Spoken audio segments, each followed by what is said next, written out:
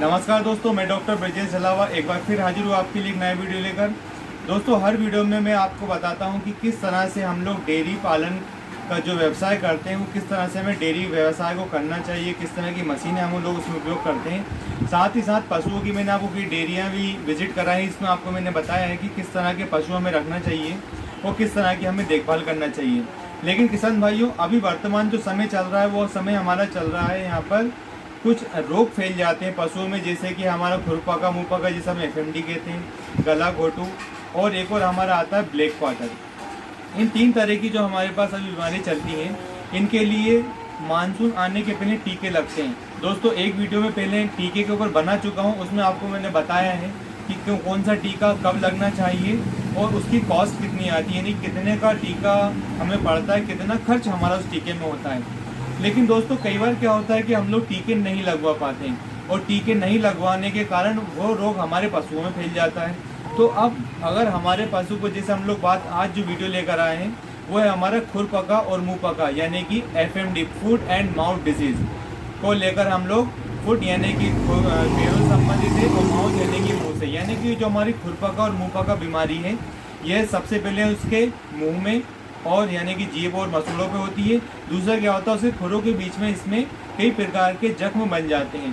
तो दोस्तों, वीडियो को हम आगे लेके जाएं उससे पहले अगर आप हमारे चैनल पर नए हैं तो चैनल को सब्सक्राइब कर लीजिए और साथ ही साथ बेल आइकन को प्रेस कीजिए ताकि हम आपको जो भी वीडियो लेके आएँ वो आपको समय से प्राप्त हो।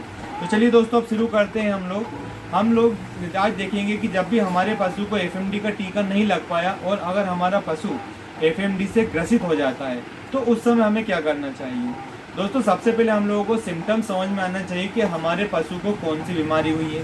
जैसे हम लोग बात करते हैं कि एफएमडी अगर हमारे पशु को हो जाता है तो इसमें क्या होता है कि जीभ में छाले हो जाते हैं, मसूड़ों में छाले हो जाते हैं और दोनों खुरों के बीच में आपको उसमें घाव दिखाई देंगे जिससे पशु लंगड़ा के चलने लगता है। तो सबसे पहले तो हम लोग जब पशु को ऑब्जर्व करेंगे तो क्या होगा कि हमारा पशु लंगड़ा के चलने लगता है। दूसरा क्या होता है कि पशु के मुंह से झाग आने लगते हैं। झाग आने लगते हैं यानी कि पशु के मुंह से झाग टपकेगा या फिर आप देखेंगे कि लिक्विड पानी की तरह उसके मुंह से टपकना शुरू हो जाता है और पशु हमारा ऑफ फीड हो जाता है। ऑफ फीड हो जाता है यानी कि खाना पीना बंद कर देता है।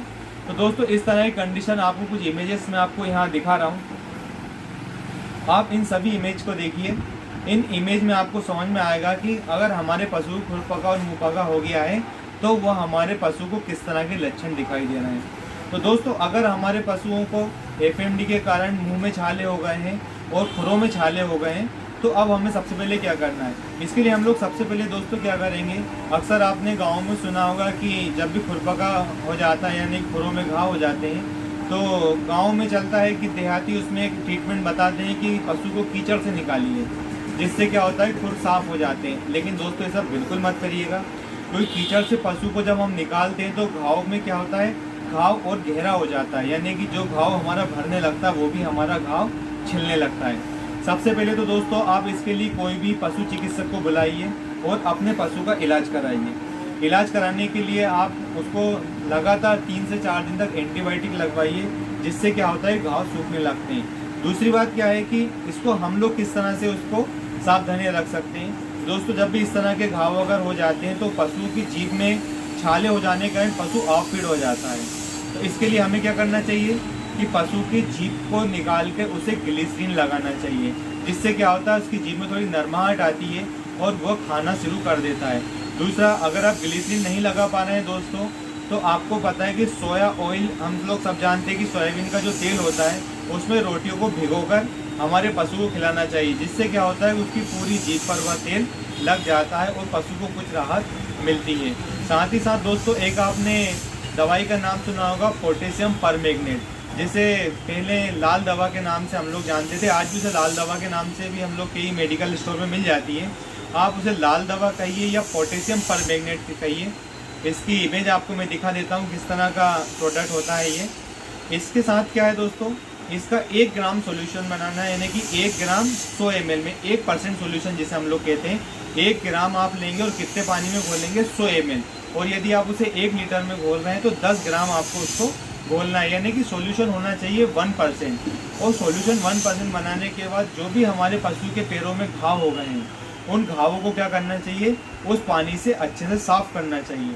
साफ सुथरा पानी लीजिए, उसमें पोटेशियम परमैंगनेट को घोलिए, पूरा पानी आपका बैंगनी कलर का हो जाएगा। जब वो अच्छे से खुल जाता है तो आपको क्या करना है कि आपका जो खुर है उसको उसमें या तो डुबो के रखिए, जब पशु खड़ा हो तो खड़ी हुई अवस्था में दोनों खुर उसके उस पानी में डूबे रहें। 1 से 2 मिनट तक आप उसे डुबा के रखिए। अगर आप ऐसा नहीं कर पा रहे हैं तो उसी पानी से उन खुरों को अच्छी तरह से धोइए। और ध्यान रखिए दोस्तों कि उसमें कभी कीड़े नहीं लग पाए, क्योंकि कीड़े लगते हैं तो घाव और गहरा होता है और भरने में लंबे समय हमारा लग जाता है। तो आपको क्या करना है, यहाँ पे पोटेशियम परमैंगनेट से अच्छे से उसकी घाव की धुलाई करेंगे तो कीड़े लगने की संभावना हमारी खत्म होती है।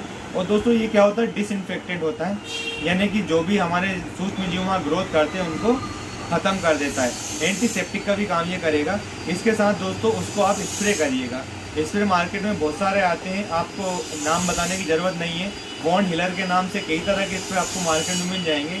आप उन स्प्रे को रेगुलर करिए और डॉक्टर की सलाह आप रेगुलर लेते रहिए। तो दोस्तों इस तरह से करके आप अपने पशु को जल्दी से जल्दी ठीक कर सकते हैं। अदरवाइज़ अगर आप इस तरह की सावधानी नहीं रखते तो आपका पशु कई बार इतना ग्रसित हो जाता है कि उसके खुरों के जो कीड़े पड़ जाते हैं और वो घाव मवाद टाइप का उसमें बनने लगता है और पशु लंगड़ा के चलने के कारण कई दिनों तक ऑफ फिट रहता है, जीभ में छाले हो जाते हैं तो खा नहीं पाता है और आपका पशु कमज़ोर हो जाता है। दोस्तों इस बीमारी में मृत्यु दर बहुत कम है, लेकिन फिर भी अगर आपके पशु को एफएमडी रोग हो जाता है तो वह पूरी उम्र भर उस उत्पादन पे नहीं आता है जिस उत्पादन के लिए आप पशु खरीद के लाते हैं। तो दोस्तों सबसे पहली चीज़ तो ये है कि आप अपने पशु को समय से टीका लगवाएं, और यदि आप टीका नहीं लगवा पाते, आपका पशु एफएमडी से ग्रसित हो जाता है, तो आप जो सावधानियां बताई गई हैं उनका विशेष ध्यान रखिए। तो दोस्तों आपने हमारा वीडियो देखा, इसके लिए आपका बहुत बहुत धन्यवाद। आगे भी आपको इसी तरह की जानकारी लेकर मैं आता रहूँगा। तब तक के लिए नमस्ते।